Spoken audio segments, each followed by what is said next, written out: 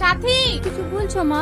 না তোমার রূপ দেখার লেগে ডাকছি। এত টাকা লে, অমিতের দোকান থেকে মুদিখানা বাজারটা করে নিয়ে আইগা। এই ছিঁড়া জামা পরে বাইরে যাবো? দেখা সালমার ঘরে আল্লাহতে একটা পুরনো জামা আছে, ওইটা পরে যা। এই শাহিন, ওই দোকান থেকে এক প্যাকেট সিগারেট নেয় তো। কি রে, কি ভাবছিস? কিছু না, ওই মেয়েটাকে দেখলি? দেখলাম তো। আমার অনেক কিছু কেড়ে নিয়ে গেল রে। এসব তুই কি বলছিস? তুই তো একটা মেয়ে দেখতে এসে আবার এসব কি ভাবছিস? আর কোনো মেয়ে দেখার দরকার নেই, তোর ঠিকানা লি। আমার ওই মেয়েটাকেই দরকার, আমি ওকেই বিয়ে করবো। এসব আবার তোর কথা বাদ দে, যাকে দেখতে এসে সেখানে চল। পৃথিবীর সব মেয়েকে দেখালেও আমার আর কাউকে পছন্দ হবে না। তুই যখন বলছিস। বাপ, তোমার আব্বা মা ভালো আছে তো? সবাই ভালো আছে। চাচা, আপনার মেয়েকে নিয়ে আসেন, আমাদের আবার অনেকক্ষণ আসা হয়ে গেল। ঠিক আছে বাপ। ওগো, সালমাকে নিয়ে আসো।